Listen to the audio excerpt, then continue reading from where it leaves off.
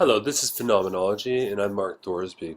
In this video, we'll be taking a look at Martin Heidegger's seminal text, Being in Time. In particular, we'll be looking at the second part of the introduction to Being in Time. Welcome back, everyone. I hope you're doing well. Let's jump right into it. So in the last video, we looked at the first part of Being in Time, and we looked at Heidegger's understanding of, or Heidegger's preliminary discussion regarding being in time, in terms of ultimately requiring us to do an analytic of Dasein's existential structure, right? Dasein is the being for whom being is an issue. So I'm not going to go over all of that again, but I encourage you to take a look at the previous video in order to sort of get you up to date if you haven't done so already.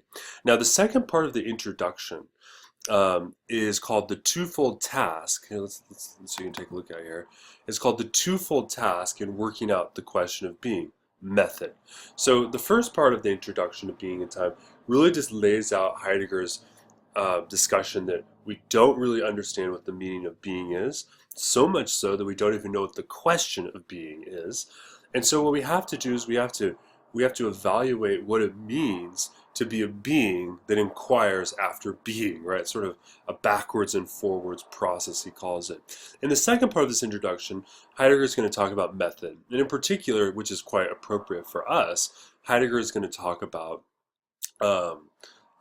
phenomenology in particular, and what the method of phenomenology looks like for his task in Being in Time. Now, he organizes this in terms of paragraphs. So paragraph 5 is titled The Ontological Analysis of Dasein as laying bare the horizon for an interpretation of the meaning of being in general. Now, here's what we know. We know that Dasein is our field of study, right? We know that Dasein is our field of study. And that means that Dasein is ontologically prior, right? But Dasein, while being very near us, because we are Dasein, right? Dasein's the being for whom being is an issue. We're concerned with this, so we're Dasein. So Dasein's very near us, but it also means that Dasein is also that which is ontologically farthest from us, right? We are Dasein, but because we're Dasein, we really don't know what we're talking about here ontologically.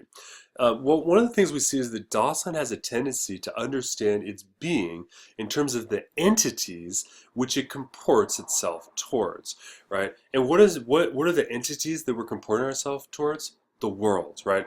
Recall here that when in the previous video, Heidegger insists that the existential analytic of Dasein ultimately concerns our being in the world, right? Well, the way in which I understand myself concerns all of the things that are in my world, right? For instance, sit here right now and think about who you are, and think about your memories and your experiences, and what you'll find is that whoever it is you are is organized by the experiences you have of the world. You don't have an experience of yourself. You have an experience of the world, and you are comporting yourself in consciousness. Think about intentionality here. Intentionality is the sort of Husserlian term to talk about comportment, the way in which I'm with something, right? And what you'll find is that we understand ourselves in terms of these entities. But the way in which Dasein understands the world is reflected, as it were, ontologically back upon itself. I know there's a mirror behind me, and think of it this way, right? Is that if we evaluate our being in the world, we can use that as a type of mirror to understand the ontology. So even though we're nearest to Dasein, because we're Dasein, we're farthest from it ontologically, because we're comporting ourselves to the world, but we can use that as a way to understand the ontology of Dasein. So there's a sort of indirect method of analysis that Heidegger is ultimately going to have to undertake. So Dasein understands itself in terms of the world, despite being ontologically prior to the world, right? Dasein's ontologically prior to the world because, in the sense that Dasein has to be a priori, as it were. I don't like using that term because that's not the term he uses. But our being is structured to the world, so it's prior to it, as it were. In other words, our understanding of our own being is a sort of mishmash between our understanding of the world and our selves in it. Now, Heidegger doesn't use those terms, but I like to give more concrete terms, or I don't know if it's concrete, but you can say we're sort of a mishmash here, and the analytic of Dasein, in order to get to the question of being, requires this reflective indirection, right? Now, what are some of the problems of Dasein's interpretation of its own being? Now, Heidegger realized we have to lay this out ahead of time, because if we don't understand the problems that are implicit in our understanding of Dasein, then we're never going to be able to figure out this reflectionality, as I was just referring to it. Now, one of the things here is that it's not a problem regarding our cognitive powers, right? We're smart enough to do this, right? Why? Because we're smart enough to recognize being, right? Think of the copula. The sky is blue. I am Mark. I'm using being to demarcate things and to point things out. So it's not a cognitive problem. But there are problems. One of the problems here is that the understanding of Dasein grows and it decays with the form of being that Dasein takes on, right? So that means that our understanding, because Dasein is the being for whom being is an issue, and ultimately inquiry is one of the forms of being, the mode of our inquiry can either grow or decay, and that means that our understanding can also grow and decay. And this will be really important here in just a minute when Heidegger talks about the historicity and the historical baggage that we have in terms of our understanding of being. Now, philosophical psychology, Heidegger says, has examined all the different various forms, but philosophical psychology, think about the philosophy of mind, for instance, right? Doesn't examine Dasein in terms of its existential primordiality, right? Primordiality is Heidegger's term here for that which comes before necessarily originarily, which probably needs its own definition too. But I'm not going to do that right here. We'll just keep going here, right? One of the things we see is that we have no right to the dogmatic theoretical constructions that we're probably accustomed to having here. So for instance, you're watching this, obviously you're interested in philosophy, you're taking the course, you're watching this on YouTube, you're a philosopher, and you have certain theoretical views and arguments that you've already thought out and worked out on your own. But you can see here is that when we're talking about the existential primordiality, right, all these previous dogmatic theoretical views, we don't have a right to those any longer. And that's part of the problem of the growth and the decay of the form of being we take on. Notice here that a dogmatic attitude, as Husserl would have called it, is one of these forms of understanding, which is ultimately, I think, a form of decay, right? So what we need to do is we have to examine Dasein in a way that shows itself as it is. Dasein must be, quote, shown as it is proximally, sorry, there should be a little spelling error there. Dasein must be shown as it is proximally, and for the most part, in its average everydayness. So this is one of the beauties of Heidegger's work here, is that in order to ultimately uncover what Dasein's analytic in the world is, we have to look at how Dasein exists in its average everydayness, which means that we're going to sort of take all of the theoretical stuff we believe philosophically, we're going to put it to the side, and let's just look at how we actually live, right? Here, Heidegger doesn't mention this, but I always think here at this point about a passage of Soren Kierkegaard's, I believe it's in Sickness Unto Death, his essay on despair, where Kierkegaard talks about the idea, he's talking about Hegel, that on the one hand, the philosophers create these grand constructions, and they create these grand theoretical palaces, but in their actual existence, they live in a shack, right? And it's this idea that in philosophy, one of the things I love about philosophy for myself is it sort of allows me to sprout wings to fly higher into realms that I'm not allowed to go into my average everyday life. But here we have to recognize that Dasein's existence is ultimately grounded in this average everydayness. The day-to-day things of going to the store and buying groceries, of falling in love, of erotic relations, of all these sorts of things. This is part of Dasein's being in the world. And here we see that Heidegger says that we have to one of the problems of our interpretation is that we have all of this all of this philosophical construction, and we have to return to Dasein in its average everydayness. Now, when we talk about Dasein's average everydayness, there's, if you will, two structures possible. On the one hand, there's accidental structures, but there's also essential structures. Now, of course, it's the essential structures that we're going to be following through with in being and time, and that's what Heidegger is going to be concerned with. Right? This is going to be the mode of the study, right? Heidegger insists that the real goal is the meaning of being, not the construction of a philosophical anthropology. So what we want to understand is that essential structures implicit in Dasein's existential deployment, if you will, not its accidental structures, but we're not doing a philosophical anthropology here, right? We're not just describing the way in which we exist. We want to understand the essential structures that are necessary for any philosophical anthropology. In what you might say here, and what Heidegger does say, is that what he's doing is something that comes before philosophical anthropology, right? And there's a certain provisionality here, right? Is that as we're doing this, is that our goal is to bring out the being of this entity, not to interpret its meaning, right? That's what a philosophical anthropology does, is it looks at how people live, and then it interprets the philosophical meaning of their form of life. And that's not what we're going to be doing. Here, we don't want to interpret, we just want to bring the being of this average everydayness into light. Now, what's Heidegger's ultimate idea? It's temporality. And he mentions this, we're not going to talk about it, not really to the end here, but time. And he thinks that time, temporality, is the horizon, it's the condition of possibility by which Dasein is a being in the world, right? Now, temporality is going to figure in Heidegger's conception as the meaning of being for Dasein. Now, this is important. We're not talking about the meaning of being itself, right? This is the ontological distinction. We talked about ontology versus ontics, right? We're talking about the being for Dasein, right? Now, what this means is that, or let me give you a quote here.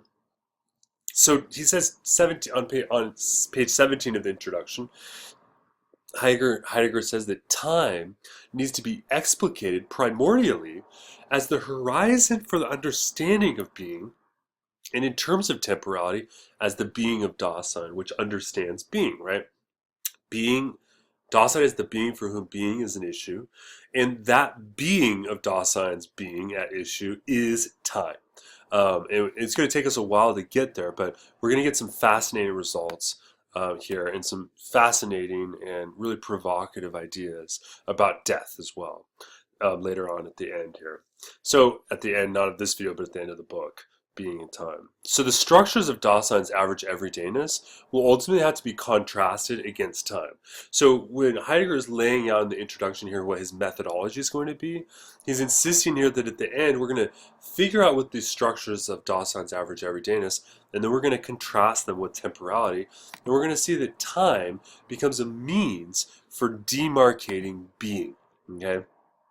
So he's sort of just telling us this in the get-go here about what his ultimate method and approach is going to be. Now, one of the parts of his method consists the task of destroying the history of ontology. Now, ontology there, we don't mean ontology in the ontic sense, right? The various types of ontology that have been articulated within the history of philosophy. Now, all of research, all philosophy is an ontical possibility for Dasein, right?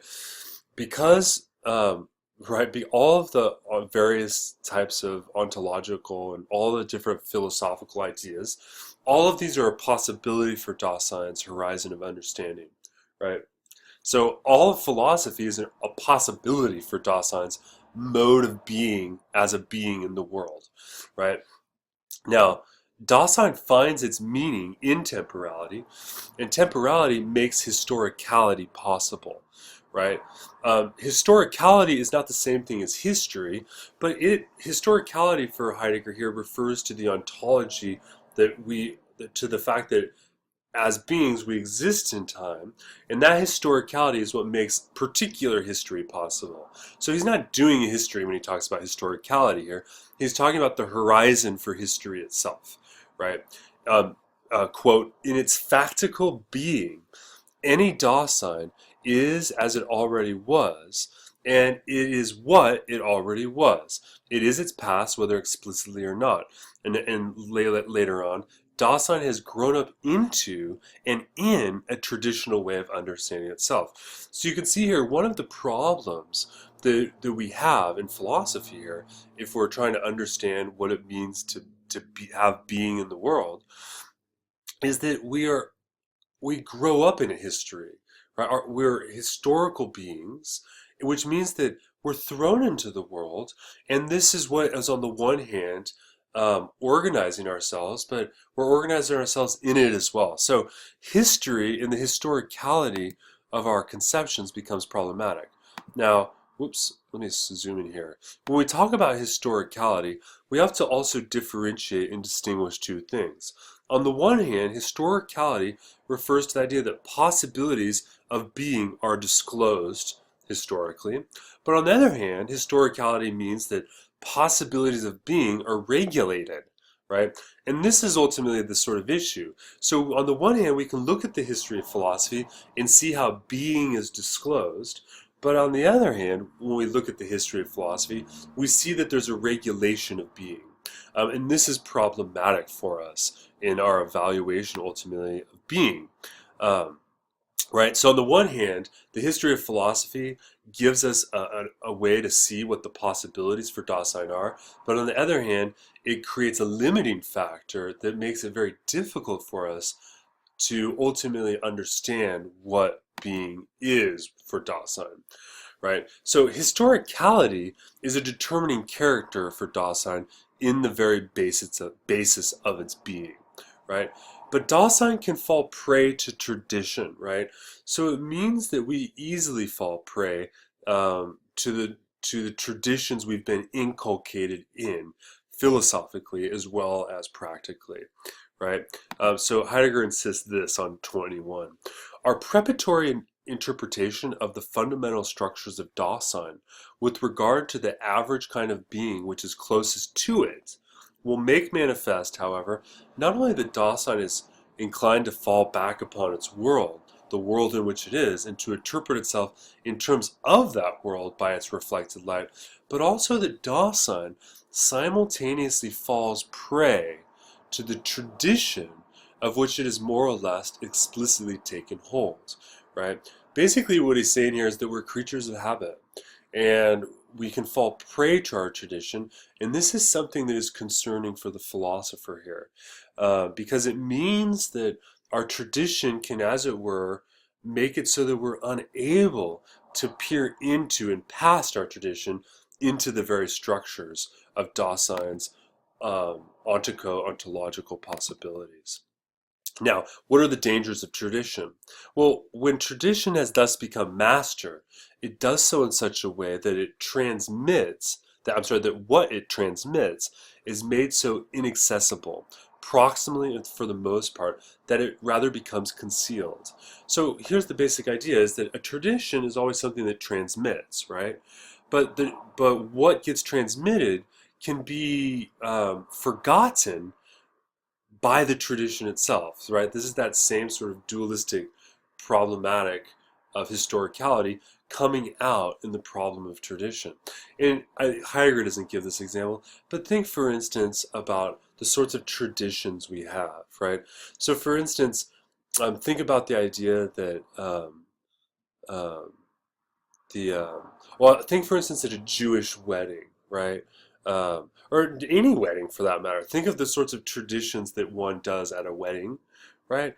For the most part, no one knows why they do those traditions, which means that the tradition on the one hand transmits something from the past, but the transmission becomes so inculcated and so repetitive that we no longer even know what is being transmitted. The transmission becomes inaccessible because of the tradition.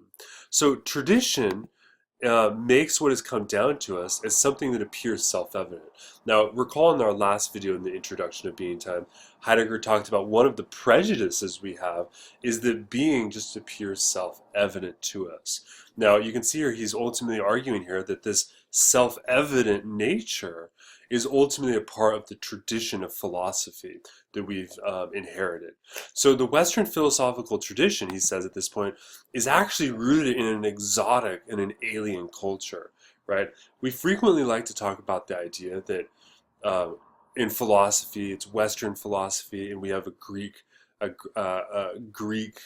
or a Hellenistic sort of worldview to a certain degree. And here Heidegger wants to emphasize that the Greeks are totally exotic and alien to us. And that alienness and that exotic nature has been lost and forgotten because of the sedimentation of tradition itself, right? The tradition has become so reified that we no longer even recognize the culture that it comes from, right? Here's a great quote. He says, "In the course of this history," and here we're thinking of the history of philosophy, "certain distinctive domains of being have come into view that have served the primary guides for subsequent problematics." Here we can think about the ego cogito of Descartes, right? The I think, therefore I am. Think about the concept of the subject. Think about the I, reason. Think about this concept of spirit, right? The idea of person. All of these concepts we have that the history of philosophy is really just littered with, right? Become traditionalized and reified, and being has been forced into these categories. And as Heidegger says, but these all remain uninterrogated as to their being and its structure, in accordance with the thoroughgoing way in which the question of being has been neglected. Hi, sorry, there's a little bit of an interruption there, right? But all of these reified concepts have ultimately remained uninterrogated as to their being and its structure, in accordance with the thoroughgoing way in which the question of being has been neglected. I think I just repeated myself. But anyway, my apologies. Let's keep going here. So what this means is that we are burdened by the categories of our own philosophical history. So that means that the history of philosophy as a theoretical tradition has to be dissolved to make the question of being transparent, because we're stuck in this history. And this will ultimately link up to Heidegger's question of language. And you're going to see here that in Being and Time, and you already see it, is that Heidegger is going to articulate um, really a whole new way of talking about ontology, literally and figuratively. And because of this, or the reason rather why he's doing this, is because we have to dissolve this tradition. And so you're going to also see later on is that one of the major parts of Being in Time includes what you might call, what he calls, the destruction of Western metaphysics, or in other words, a critique of being, of the being of Dasein in the history of philosophy itself. Now, there are clues of being in the history of philosophy, so Heidegger's not insisting that he's the brilliant one and all the philosophers are wrong. Rather, what he wants to argue is that the question of being has never thus far we haven't been able since the time of Plato to articulate the question, but there have been, as it were, important recognitions and important sort of philosophical insights that give us a clue to the being of Dasein and the clue of being itself. For instance, he's thinking of Kant's schematism of time in the Critique of Pure Reason, Descartes' cogitans in the Meditations on First Philosophy, Plato's dialectic, Aristotle's conception of nous and mind and being, and even Aristotle's essay on time. And so in this section of the introduction of Being and Time, Heidegger specifically sort of talks in specific, especially about Kant's schematism of time. And in fact, throughout Heidegger's life, he would frequently talk about Kant. Kant is the closest person, he thinks, that gets to maybe the clues for the question of being, but without a rigorous phenomenological concept that we see Husserl having, Kant is sort of burdened by this history too. So, so you can see here is that Heidegger is not arguing that all of the history of philosophy is wrong, rather that there are clues of being within that history. It means that the question of being does not achieve its true concreteness, though, until we've carried through the process of destroying this ontological tradition, this tradition of thinking about being in very schematized theoretical ways. Now, section 7 is where Husserl then begins to talk about the phenomenological method of investigation. And this is, of course, very pertinent and apropos to our course on phenomenology, because this is where Heidegger will I think I may have said Husserl last, sorry. This is where Heidegger sort of begins to lay out his conception of phenomenology, and in particular, he's indebted here to Husserl, and he knows it, and he says it. Right. The task of ontology, then, is ultimately to explain being itself and to make the being of entities stand out in full relief. So we're doing an ontological investigation at the end of the day, but what does that mean? Well, as we said earlier, ontological investigation is not a history, even though we have this historicality. Dasein has a historicality, but ontological investigation itself, as such, is not history, right? It ultimately is actually a fundamental philosophical investigation. And we'll see that at the end of the day, Heidegger thinks that this is the most fundamental form of philosophy that one can do, and it's really what is the most needed and preparatory type of philosophy. Now, what is this investigation? It is phenomenology. It is phenomenology. The science of phenomena, as you were. And we're going to see here is that for Heidegger, phenomenology functions as the method by which we can uncover and lay bare Dasein's ontological structure and enable an analytic of Dasein.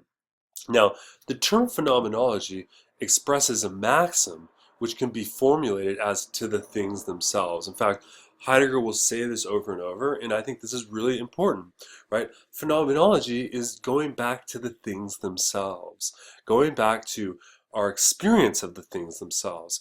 In phenomenology, though, it's opposed to all free-floating constructions and accidental findings. It's opposed to taking over any conceptions, which only seem to have been demonstrated.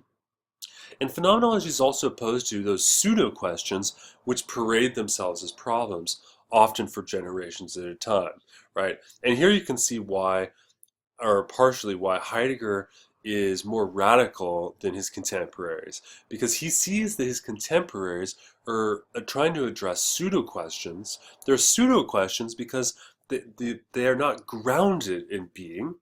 And phenomenology is none of those things, and it seeks rather to bring things out into the open the way they are, right? And of course, phenomenology, in terms of its language here, is broken down between obviously its phenomena on the one hand and logos on the other. Now, as you're reading this, you're going to see that Heidegger gives us the Greek. I was going to put the Greek in here, but for some reason my computer won't let me. So phenomena on the one hand and logos on the other. And we're going to see that in the next couple sections of the introduction, he's going to take on these things, phenomena and then logos and then phenomenology itself. And he's going to sort of try to provide almost an etymological understanding of phenomenology. Now, sometimes this is referred to as Heideggerian word magic. I don't like that term, but I think there's something to the idea that our language has within it a history that can act and operate as a clue to help us understand things. Now, that's not exactly what Heidegger is talking about here, but you'll see that Heidegger frequently lays bare our language before doing a phenomenological description. Now, phenomena means to show, literally means in the Greek, to show itself, right? For something to be shown, right? And notice here we've abandoned these Husserlian discussions of consciousness and all of this sort of stuff, and the eidetic and all of those terms that we saw Husserl talking about. Heidegger abandons all of that, right? And he talks more about it in detail in the history of the concept of time, but at this point he's abandoned it. Just phenomena means to show itself. Now, and what is to show itself referred to? It refers to that which is manifest, right? And that which is manifest is that which shows itself in itself, right? That's what the manifest is. Now, phenomena here is opposed to semblance. Now, the opposite here, we're not talking, phenomena doesn't talk about the entities, right? Entities can show themselves as something they're not, right? And this is a sort of seeming and semblance. And so phenomena on the one hand is opposed to semblance on the other. Phenomena is when something lays itself bare as manifest in itself, whereas semblance refers to something that seems like something else, but it's really a form of entity that is concealed, right? And we're going to see him using this language of showing oneself versus concealment. or a seeming. And these will be important categories. What we ultimately have to do is we have to distinguish a genuine phenomena from a secondary phenomenal semblance. Like right above me, perhaps you can see there's a mirror hanging. So for instance, when I look at the mirror, what I see is a semblance. I don't see a genuine phenomena, right? I have a seeming, right? That seems to be what I am, right? And we have to distinguish what these differences are. Heidegger himself gives the example of symptoms of a disease, right? So imagine if I have a disease, certain symptoms will appear, right? So for instance, if I have skin cancer, I'll start to see symptoms. I'll start to see bumps, for instance, on my face or something like this, right? The symptoms point to the disease, but the symptoms are not the disease themselves, right? The disease still remains hidden, right? Or think about someone who has a symptom of disease, for instance, perhaps high blood pressure, right? High blood pressure is not the disease, but it shows something. So it shows a seeming, right? Symptoms indicate what does not show itself, what is a sort of appearing, right? So the disease doesn't show itself. The symptoms are a sort of secondary phenomena, if you will. This and all the indications, presentations, symptoms, and symbols. Ultimately, all of these have this basic formal structure of appearing, even though they differ among themselves. So this is important, is that the phenomena here is to the things themselves, that which is manifest itself in itself, right? That a phenomena appears, as it were, but appearings, there's all these other types of appearings, which are indications, presentations, and so forth. Think, for instance, right now you're watching this on a computer screen. So all you're seeing is, as it were, an appearing, a symbol, a presentation of me, not me in myself as myself, or something like that, right? So we have to make clear here is that not everything counts as a phenomenal appearing. Now, there is this difference here, this distinction that he raises between the phenomenal on the one hand and appearing on the other. Appearing is an announcing itself through something that shows itself, right? Phenomena are never in themselves appearances, although every appearance requires a phenomena, right? Because remember, the phenomena is in itself, shows itself in itself, whereas an appearing is secondary, right? So phenomena in themselves are not appearing, and so you can see why is Heidegger going through all this? Because he wants to ground his conception of what he means when he says back to the things themselves, right? Not to the appearances of things, but to the things themselves. So, and here's a quote from Heidegger on 31. I've put in color here to emphasize certain elements of the quotation. Phenomena, the showing itself in itself, signifies a distinctive way which something can be encountered. Appearance, on the other hand, means a reference relationship which is in an entity itself, and which is such that does the referring or the announcing can fulfill its possible function only if it shows itself in itself and is thus a phenomena. Both appearance are founded upon the phenomena, though in different ways. So what this means is that when we talk about things which appear, and we talk about semblances, ultimately those trace back to a phenomena of some sort, something in itself as itself, right?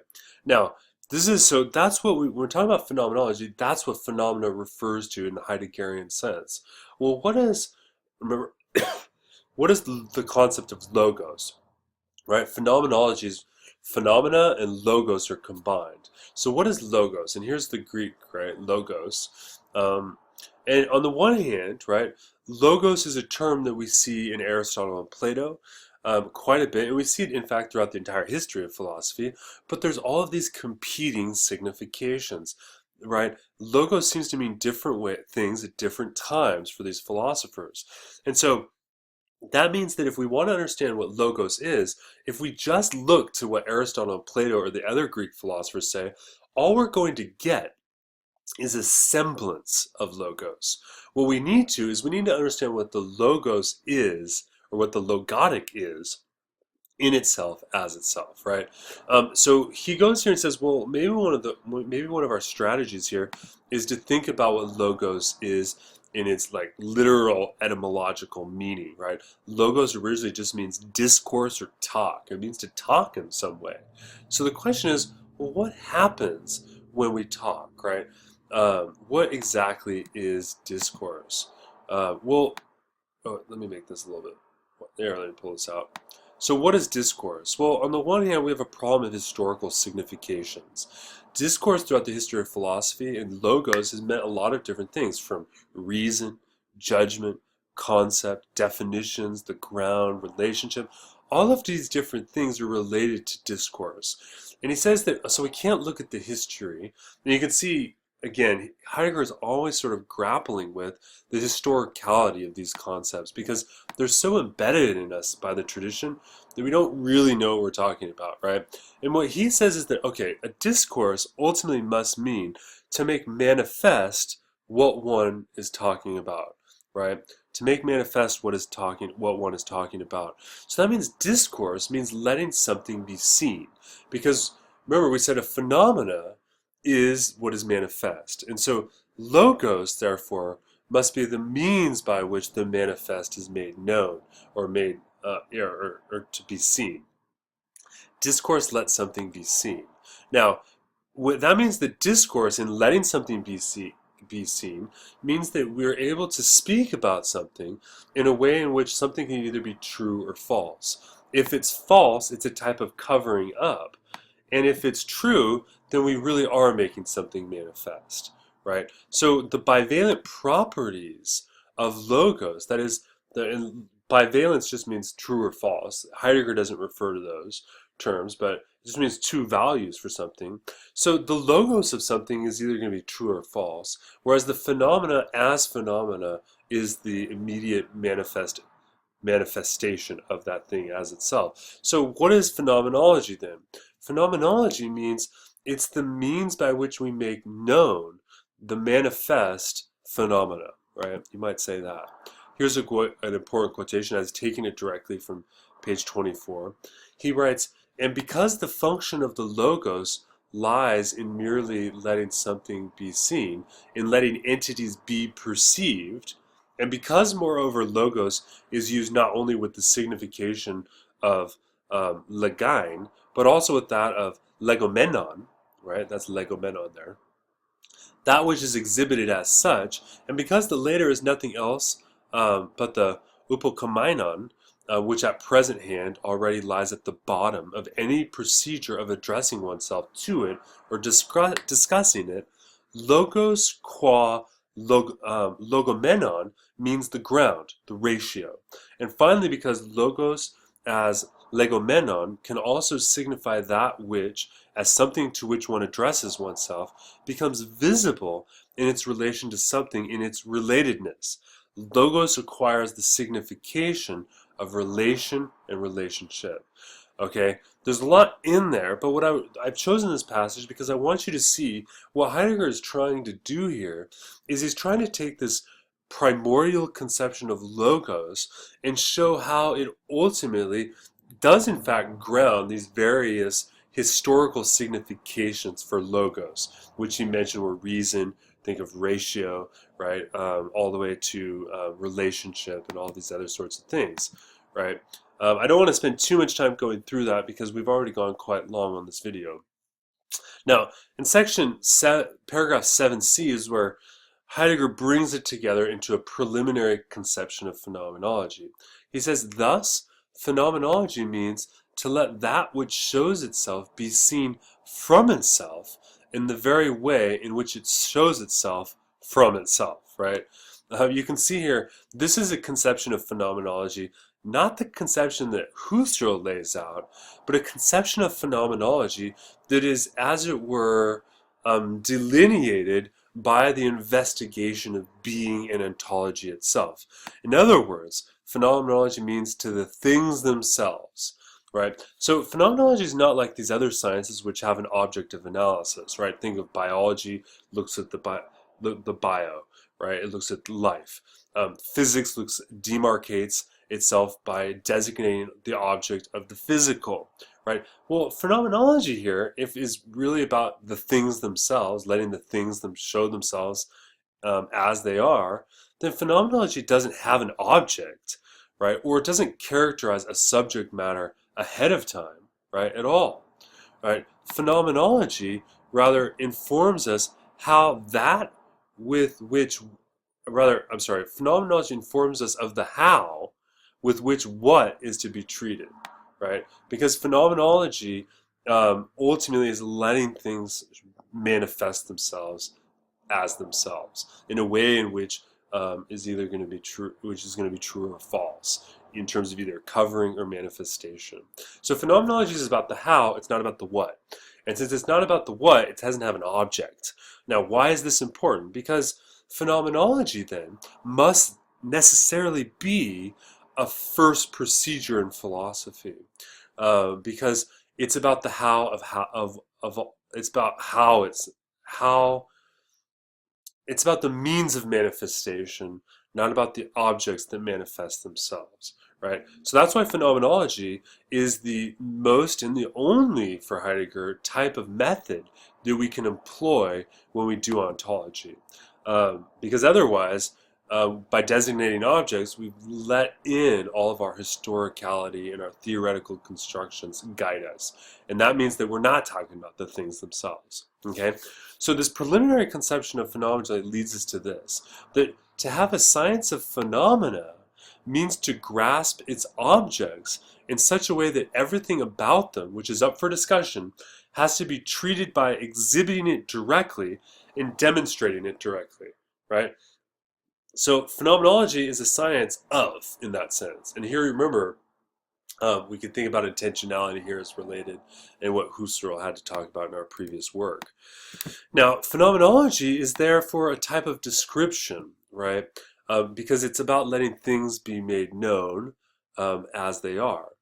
Now, descriptive phenomenology is tautological. Really, descriptive phenomenology means the same thing because phenomenology is description, right? Description is not a procedure, right? We're not talking about a step A, step B, step C. Description isn't procedural.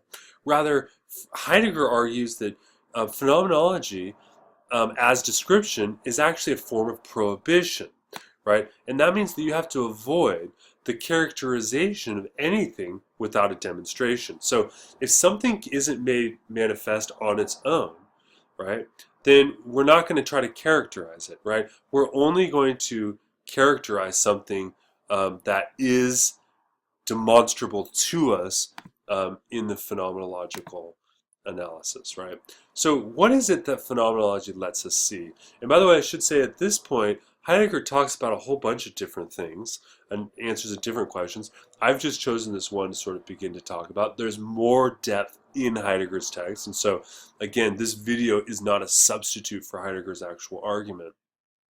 But what is it that phenomenology lets us see? Well, it's something that proximally and for the most part is hidden, right? Now, of course, he's thinking about being at the end of the day, right? It's something that lies hidden in contrast to that which is proximally and for the most part does show itself, but at the same time, it's something that belongs to what thus shows itself, and it belongs to it, so essentially, and it's to constitute its meaning and its ground, right? And so what is hidden is not an entity, though, but the being of the entity. Remember, if you go back to the question of being, one of the things that Heidegger argues is that being is not an entity, but every entity has being. We have this sort of vague average everyday understanding of being, of existing things, but that's hidden. It shows itself to us a little bit, but not enough. So it's not the entity that we're going to be uncovering or looking at, but the being of the entity. And this is really important when we talk about Dasein, because he's not talking about what Dasein is, what it means to be a human. That's not what Heidegger is doing with Dasein. What he's talking about is he's trying to lay bare and make manifest the being of Dasein as an entity. What does it mean for Dasein to be a being which inquires after being, right? Now, what this means is that only as phenomenology is ontology possible. This means that and here he means ontology in the rigorous sense, right? So ontology requires phenomenology because phenomenology is what lets being made bare, um, um, in terms of looking at how the being of beings can show themselves. You can see there's implicitly a problem in the language, even as I'm sitting here talking about this and trying to describe Heidegger's movement and his arguments here. It's very difficult to talk about this stuff, and that's partially because um, this question of being is just so difficult to get a handle on. So don't feel bad if you're having trouble with this. What's important when we talk about phenomenology, though, is that nothing lies behind the phenomena. Remember, the phenomena is that which shows itself in itself, which is made manifest. There's nothing behind it, right? Phenomenology is just a description, right? So the opposite of phenomenology is the conception of covering up. And remember, that's what he talked about, concealment, falsehood, right? The opposite of phenomenology is a covering up of things, right? And he says there are various ways in which phenomena can be covered up. In the first place, a phenomenon can be covered up in the sense that it's still quite undiscovered. So, on the one hand, something can be concealed because you just don't even know it's there at all, right? And another, it is neither known nor unknown, right? Moreover, a phenomena can be buried over. And so, on the other hand, not only, on the one hand, we can say that a phenomena gets covered up because we just don't even know about it. On the other hand, a phenomena can be discovered but hidden, buried. And ultimately, this is what he thinks about the history of philosophy, and particularly the history of metaphysics. The metaphysics, in his view, ultimately is about a covering over of the question of being, a way of burying the phenomena. And so that's why, as we mentioned earlier, the method will require the destruction of the history of metaphysics, right? Now, when we talk about covering over, that means that we're talking about the idea that being is hidden. So what does it mean to talk about hiddenness? What does it mean for something to be hidden? There's two possibilities, as it were. The covering up itself, whether in the sense of hiddenness, bearing over, or disguise, has in turn two possibilities. On the one hand, there's an accidental covering up, and on the other hand, there's the necessary covering up. Now, that which is hidden necessarily, that it's necessary insofar it's grounded in that which the thing discovered consists in, right? So something can become hidden in view of itself, right? In view of what it is. An accidental covering up is accidental in the sense that it doesn't refer, the hiddenness is not a feature of the thing itself, right? It's secondary. So that means something gets understood in an empty way and gets passed on. So when something is necessarily hidden, or it's hidden because of what it is, that means that it can only be understood in an empty way and then gets passed on. Of course, Heidegger is thinking right here about the history and the tradition, the history of metaphysics is doing here, in which we understand being in an empty way. Remember, being is the most empty of concepts, and then it gets passed on as self-evident. And why is this? Because being itself, there's a necessary hiddenness to being, consequently, right? And so let me read this here. We're almost done with this video. Heidegger says, because phenomena as understood phenomenologically are never anything but what goes to make up being, while being is in every case the being of some entity, we must first bring forward the entities themselves if it is our aim that being should be laid bare. And we must do this in the right way. These entities must likewise show themselves with the kind of access which genuinely belongs to them. And in this way, the ordinary conception of phenomena becomes phenomenologically relevant. Part of what I haven't mentioned that Heidegger is concerned with here is that we have not just a phenomenological conception that's just abstract, like I think he thinks Husserl gives us, but we need a conception of phenomenology that is phenomenological, a phenomenological rendering of phenomenology. And that's what he's been doing by talking about the manifest and the things showing themselves, is he's laying out a conception of phenomenology qua phenomenology. So what is phenomenology? Phenomenology is the science of being of entities. That is, it is ontology. Phenomenology is nothing other than ontology. Now, here's some final points about phenomenology he mentions that are worth remarking. One is that the phenomenology of Dasein is a hermeneutic in the primordial signification of the word. Now, hermeneutics refers to interpretation. Historically, hermeneutics was theological interpretation. Here you can think qua Heidegger's biography in his relationship to theology here. But what he means here is that the phenomenology of Dasein, laying bare making manifest Dasein as Dasein, is a hermeneutic. It's an interpretation in the most primordial sense, right? And phenomenology, he says, would not be possible without Husserl, right? So he recognizes that that means that ontology was not really possible before Husserl, but he does think that Husserl wasn't able to actually articulate a true phenomenological ontology. So he's indebted to Husserl, but he goes beyond Husserl, right? Now, Heidegger also remarks about the inelegant, there's a note about the inelegance of the language that Heidegger used. That is, Heidegger even says, listen, the way in which we're going to talk about this is inelegant.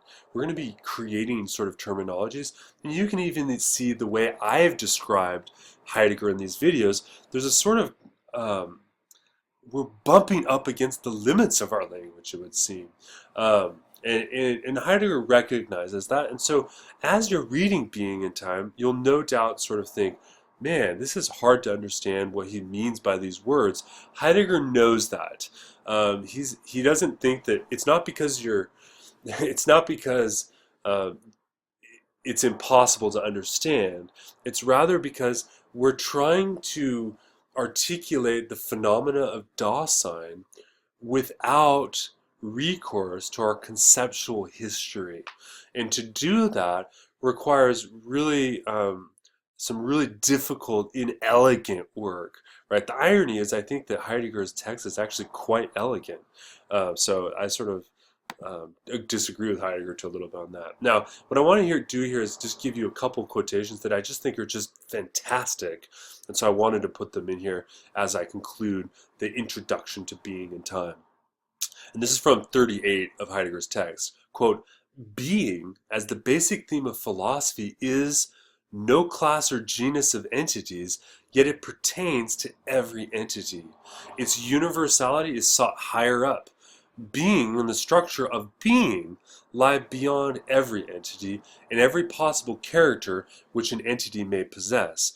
Being is the transcendence, pure and simple. And the transcendence of Dasein's being is distinctive in that it implies the possibility and the necessity of the most radical investigation. Every disclosure of being as the transcendence is transcendental knowledge. Phenomenological truth, the disclosedness of being, is veritas, transcendental is, right? And then later, ontology and phenomenology are not two distinct philosophical disciplines among others. These terms characterize philosophy itself, with regard to its object and its very way of treating that object.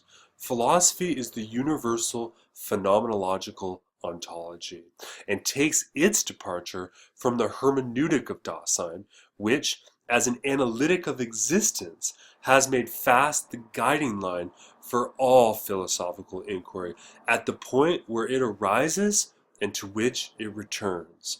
It's quite beautiful, and you can see that in the purest sense, phenomenology, and particularly the phenomenology of Sein und Zeit, being and time, is the most originary primordial form of philosophy, because philosophy itself is a universal phenomenological ontology. So you've been watching this video on phenomenology in these series of videos, and we're just now starting to see that what we're doing here is really the purest form of philosophy, if you will. It is philosophy, okay? And with that, Heidegger then moves to the design on the treatise, and I'm not going to really talk much about this except to say that Heidegger originally designed being in time to be organized accordingly. One is the preparatory fundamental analysis of Dasein. Two was to talk about Dasein and temporality. And then three, to talk about time and being.